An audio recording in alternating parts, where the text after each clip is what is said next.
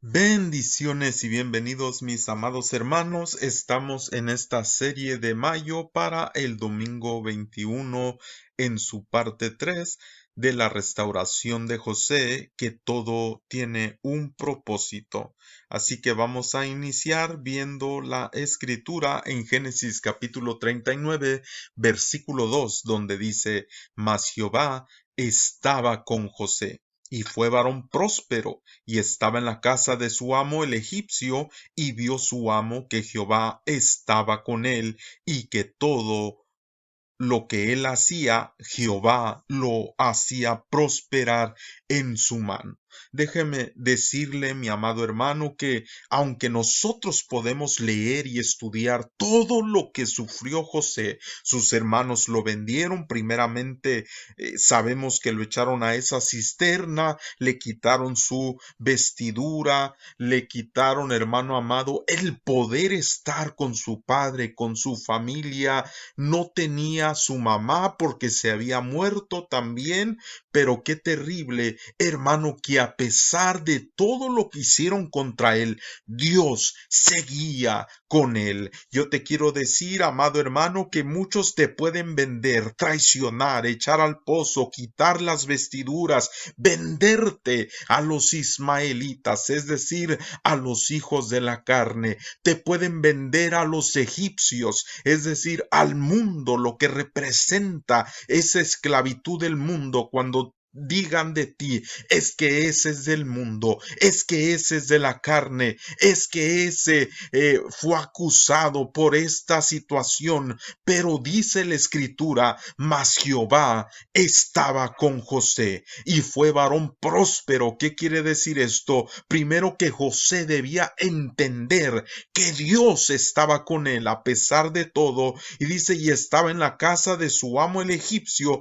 y vio su amo, es decir, que no solamente Dios te muestra a ti que está contigo, sino que incluso le muestra a los que están contigo, o a quienes tú le sirves, o a quien tú le trabajas, que Dios está contigo. Dice: y vio su amo que Jehová estaba con él, y que todo lo que él hacía, Jehová lo hacía prosperar en su mano. Hermano amado, te pueden querer hacer tantas cosas, pero cuando tú incluso estás en Egipto, cuando tú incluso estás en el pozo, cuando tú incluso estás en otro lugar, hermano, donde puedes pensar que no es el lugar donde debes estar, ahí mismo Dios hace prosperar tu camino, hace prosperar lo que tú haces con tus manos.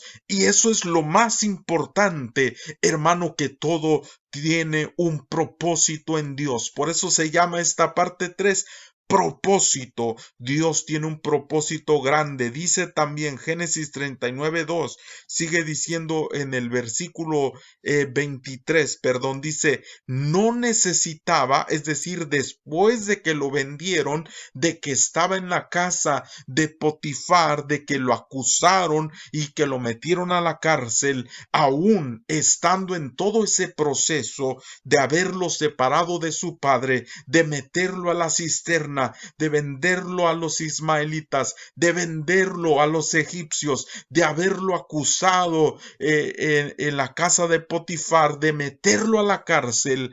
Ahí vieron algo diferente en él, y dice: no necesitaba atender el jefe de la cárcel cosa alguna de las que estaban al cuidado de José, porque Jehová estaba con José, y lo que él hacía, Jehová lo prosperaba. No solamente, hermano amado, tienes que saber que Dios está contigo, no solamente Dios hará saber a los demás que Dios está contigo, sino que incluso en el lugar de encarcelamiento, en el lugar donde parece que estás atado, ahí Dios hará prosperar lo que Él tiene contigo, porque cuando Él tiene un propósito, cuando Él tiene algo, hermano amado, que va a hacer por medio de ti, y quiero que estés convencido de que Él tiene un propósito con tu vida,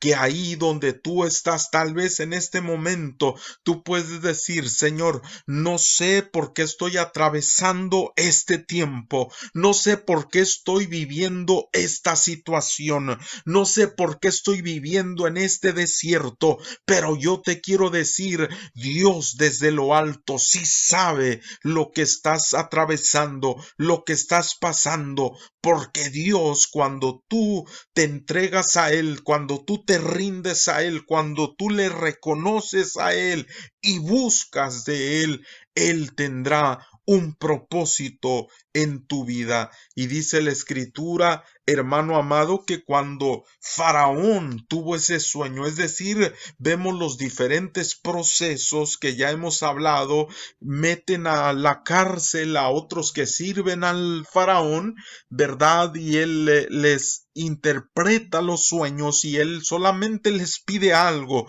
y les dice: no te olvides de mí cuando estés ante Faraón, no te olvides de mí. Pero sucede, hermano, que se olvidan de ti, se olvidan de nosotros. Dice, hermano, que se olvidó de José y quedó ahí, porque va a haber momentos que las personas que tú esperas que te apoyen, que te ayuden, que estén contigo, se van a olvidar de ti. No estarán ahí, hermano, no estarán para ayudarte, no estarán para apoyarte, no estarán para escucharte, pero quiero decirte que sí hay alguien que está ahí para apoyarte, que sí hay alguien que está ahí para ayudarte, que sí hay alguien que está ahí, hermano amado, para escuchar las peticiones de tu corazón, y es el Señor, hermano. Y cuando el Señor te escucha,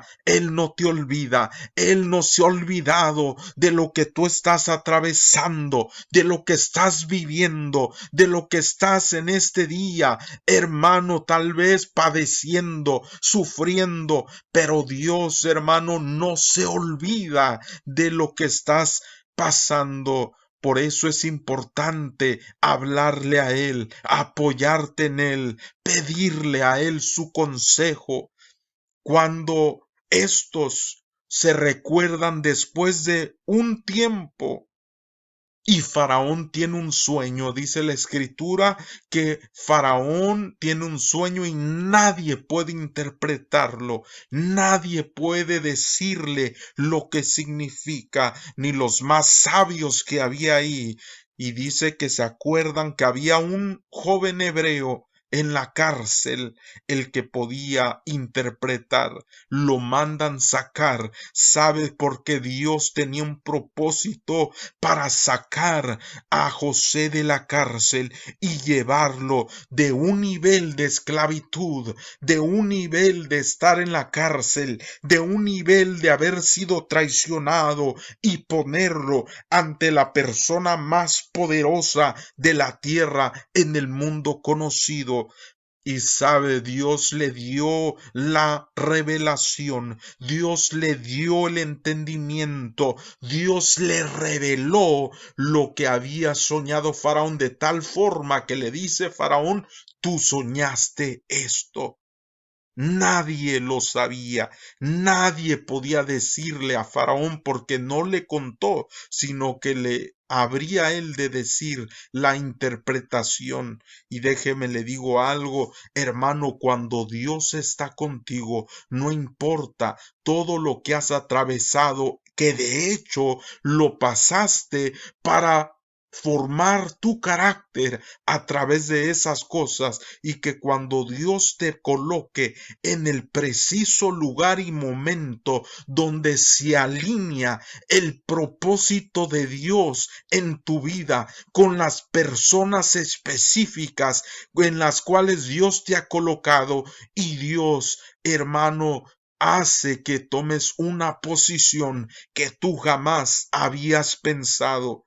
Dice la Escritura que cuando Faraón escuchó, le dijo en Génesis 41:40: tú estarás sobre mi casa, y por tu palabra se gobernará todo mi pueblo. Solamente en el trono seré yo mayor que tú. Déjeme te digo algo, hermano amado. Porque José, recuérdese que estaba en Egipto que representa al mundo. Cuando Dios te llama y forma tu carácter, Él te va a poner a gobernar sobre Egipto. Egipto no va a gobernar sobre ti. El mundo no va a gobernar sobre ti. Dios te ha dado la autoridad, el poder para tú gobernar sobre el mundo, para tú gobernar sobre las pasiones, sobre los deseos, sobre las tentaciones, sobre las situaciones que vienen a tu vida de Egipto para querer gobernarte. Pero no, hermano, Dios te llamó para ser como ese José que gobierna sobre Egipto, sobre el mundo, sobre las cosas que nos quieren hacer caer, resbalar, tropezar, pero Dios te ha escogido con un propósito. Y dice la Escritura, mi hermano amado, vamos a seguir leyendo lo que dice la Escritura. Entonces dijo José a sus hermanos: una vez, hermano, que ellos ya habían regresado, que ya habían venido, porque vino esta grande hambre sobre la tierra, después de que Faraón puso a José, vino los 7 años de abundancia. Hoy Dios estaba obrando en José, Dios estaba dándole la sabiduría, Dios estaba dándole la gracia, Dios estaba dándole lo que necesitaba para poder tener esa provisión que Dios estaba dando. Pero cuando vino el hambre sobre toda la tierra, dice que vino una grande hambre, en la cual, hermano, las diferentes naciones y pueblos y tribus tuvieron que buscar dónde había esta abundancia. Y específicamente en Egipto era donde los almacenes estaban llenos. ¿Sabe por qué? Porque José había estado en la posición que Dios lo había puesto. Y cuando sus hermanos llegaron ahí, aquellos que le habían vendido, aquellos que le habían traicionado, aquellos que le habían dicho, hermano, que él era una y otra cosa y que no lo querían ver, hermano, Dios los puso en la mano de José cuando era el hombre más poderoso de la tierra, cuando era aquel que podía tomar venganza de aquellos que lo habían hecho sufrir aparentemente tanto, aquellos que lo habían vendido, aquellos que lo habían traicionado, aquellos que lo habían llevado lejos de su casa.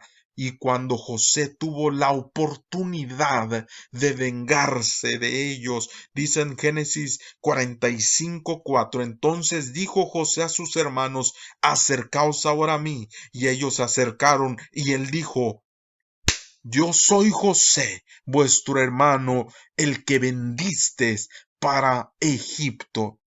Yo no sé qué fue lo que pensaron sus hermanos en ese momento, no sé qué fue lo que dijeron, pero lo que sé es que hubo un sentimiento como pensando: es José, no se va a vengar de nosotros. ¿Cómo es posible que el José que traicionamos haya llegado a esta posición? ¿Cómo es posible que el José que metimos a la cisterna, que nosotros le quitamos su manto, que nosotros le vendimos, que nosotros nos lo despojamos del amor que tenía? ¿Cómo es posible que ahora este mismo José sea el hombre más poderoso de toda la tierra? Porque te quiero decir, hermano, que no importa dónde lo que hayas atravesado, dónde te hayan traicionado, cuando Dios tiene un propósito y la mira sobre ti.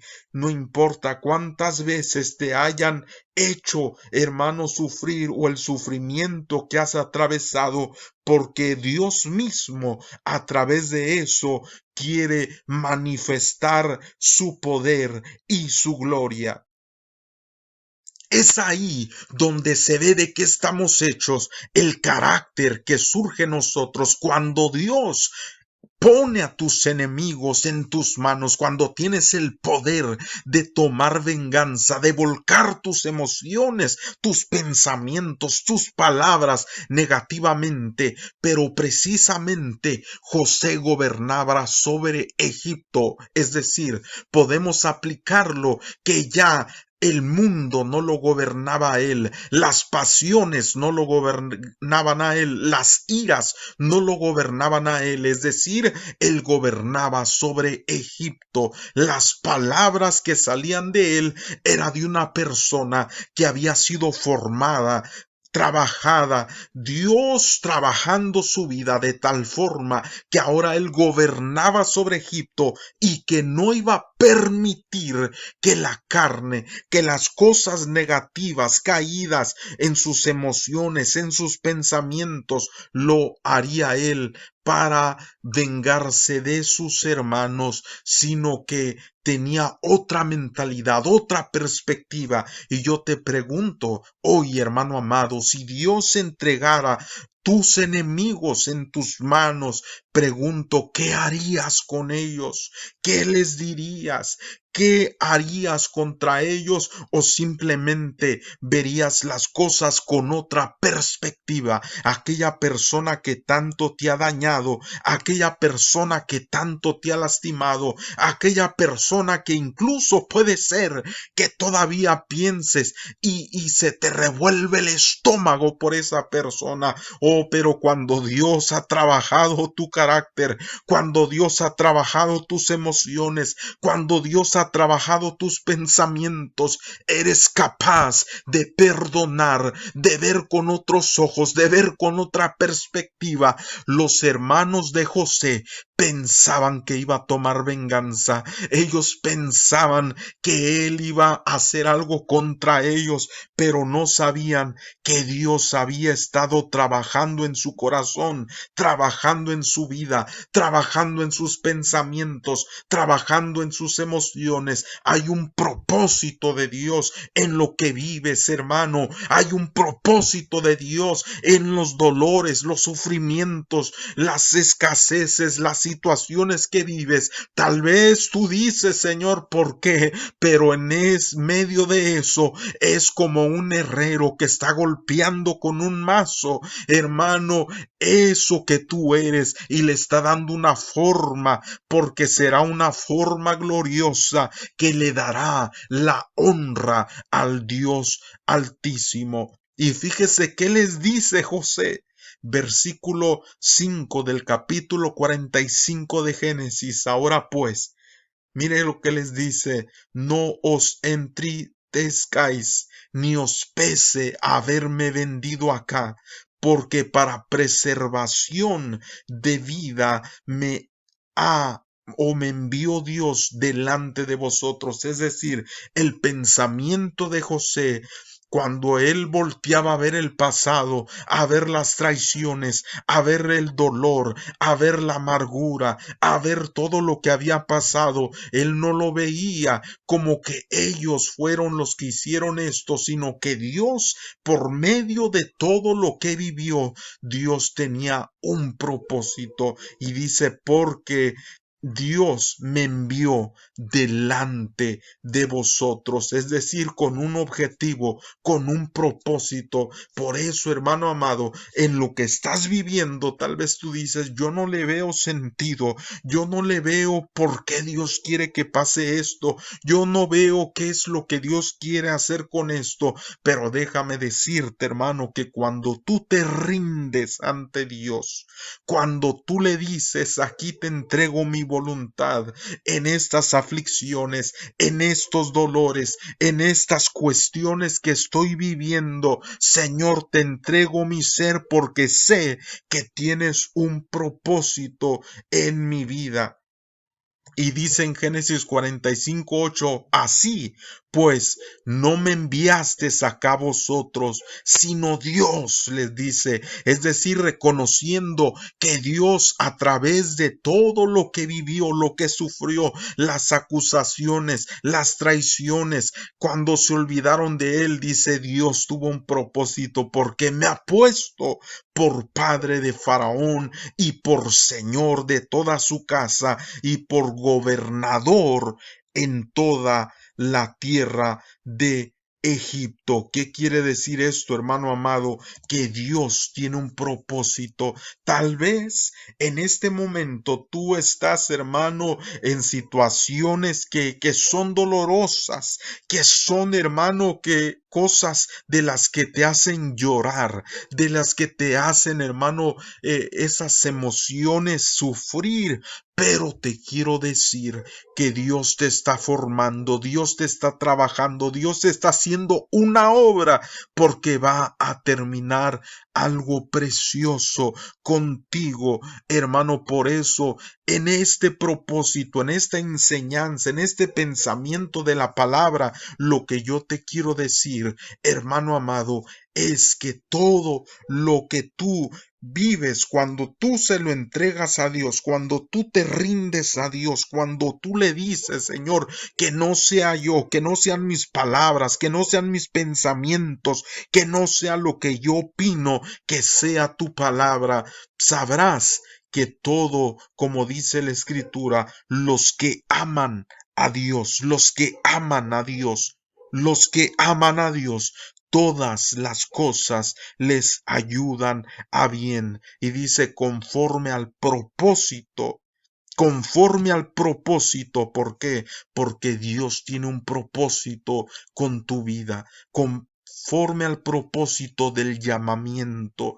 Dios te ha llamado, Dios te ha escogido, Dios te ha elegido con un propósito para que seas de bendición. Tal vez ahora dices, Señor, pues esto es de sufrimiento, pero sabes, cuando Dios termina de trabajarte, vas a ser de bendición para los que te rodean. Vas a ser de bendición para los que te vuelvan a ver y tal vez digan, ¿qué no es ese el que traicionamos? ¿Qué no es ese el que echamos al pozo? ¿Qué no es ese al que pisoteamos? ¿Qué no es ese al que acusamos? ¿Qué no es ese al que le hicimos esto y lo otro? Y cuando te vean, verán cómo Dios está contigo. Y así como a José, que lo metieron a la cárcel, Dios estaba con él. Aun cuando estaba en casa de Potifar, Dios estaba con él.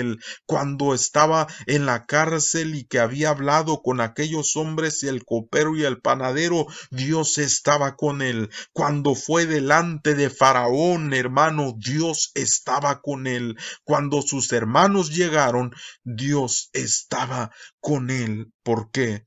Dios había trabajado su vida, había trabajado su carácter, había trabajado sus pensamientos. La pregunta es, hermano, ¿te has dejado trabajar por Dios? ¿Te has dejado formar con Dios? ¿Ha cambiado tu forma de ser? ¿Ha cambiado tu forma de pensar? ¿Ha cambiado tu forma de reaccionar? ¿O sigue siendo la misma forma de siempre? Cuando una persona te vuelve a ver, que te veía antes y que dice, oh, ese hombre era de esta forma y de otra, pero cuando te vuelven a ver y dice, sabe, este hombre ha cambiado, este hombre piensa diferente, este hombre por los procesos que ha atravesado, ha madurado, por los procesos que ha vivido, Dios ha hecho obra poderosa en él y Dios está con él. No importa dónde te metan, hermano. Si te quieren meter a la cárcel, si te quieren meter, hermano, al pozo, a la cisterna, cuando Dios está contigo, se va a reflejar su obra en tu vida. Y quiero terminar contándote esta anécdota de un niño que al salir de recreo de su salón vio algo en el suelo. Un maestro lo observaba de lejos mientras salía corriendo y ese niño por voltear a ver algo en el piso tropezó y cayó. Feo, fuerte se golpeó y fue hacia aquello que veía y lo levantó. Cuando se levanta, el maestro va para allá con él y le dice que si está bien, pero ve que se raspó terriblemente.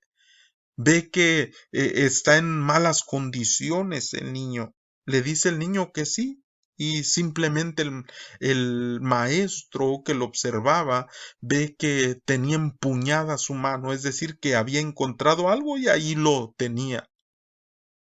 Pues el maestro se hizo a un lado, vio al niño que seguía corriendo y jugando. De repente el niño tropieza otra vez y se vuelve a caer, pero por no abrir la mano donde traía lo que había encontrado, pues vuelve.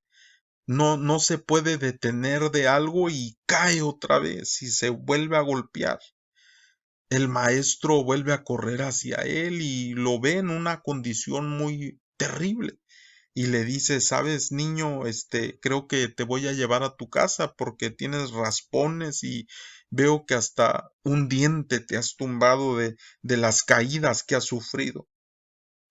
Pues lo lleva al lugar de enfermería de la escuela, le dan la atención que requiere y el maestro dice, voy a llevarlo a su casa porque eh, ha sufrido muchas caídas, lo tenemos que llevar a su casa. Lo llevaba en el camino, el niño iba ahí con la mano todavía empuñada y el maestro pues le llama a esto la atención y ve que el niño en su actitud está como sonriendo y el maestro voltea y le dice, oye niño, has tenido un día duro, difícil, de dolor, de caídas. ¿Por qué sonríes tú? ¿Y qué tienes en tu mano? Y voltea al niño y le sonríe y le enseña lo que tiene en su mano y es una moneda. Y el niño sonriendo y mostrando que no tiene un diente, el cual perdió en una de esas caídas, le dice al maestro, hoy debe de ser mi día de suerte. Fíjese qué terrible que a pesar de todo lo que había sufrido el niño, su pensamiento no eran las caídas, no eran el dolor, no era lo que había pasado, sino lo que había encontrado. Una moneda brillosa que traía ahí. Y en nuestra vida, hermano, muchas veces nosotros solo vemos lo malo, lo doloroso, vemos las caídas, vemos los tropiezos, vemos todo lo negativo y no vemos lo bueno que Dios es con nosotros, lo que Dios está obrando en nuestra vida a pesar de las circunstancias que estamos atravesando y viviendo, que Dios tiene un propósito en nuestra vida. Yo te invito, hermano, que tú tengas esta mentalidad como José que dijo aquí en Génesis 45:8, no me enviaste acá vosotros, sino Dios. Cuando tú le dices, Dios, aquí está mi vida, aquí está mi mente, aquí están, Señor, mis emociones, ten por seguro que Dios usará todas las cosas para que seas tú formado, forjado, trabajado, moldeado para ser de bendición. Así que yo espero que todos nosotros podamos decirle, Señor, mi vida está delante de ti, me rindo ante ti. Tal vez he atravesado situaciones dolorosas, tal vez he vivido situaciones que me han afectado terriblemente en las áreas de mi vida, pero aquí estoy reconociendo que tú tienes un propósito y un plan. Me rindo ante ti y te pido perdón. Y te pido, Señor, trabaja mi vida, trabaja mi carácter, trabaja mis sentimientos, mis emociones, para que tu carácter, el carácter de Cristo Jesús, sea visto en mí. Señor, yo te pido por cada uno de mis hermanos, sé tú con ellos, auxílialos, ayúdalos, guárdalos, Padre, y que sean de bendición. Te lo pedimos, Padre bendito, en el nombre de Cristo Jesús. Amén y amén. Hasta la próxima. Bendiciones.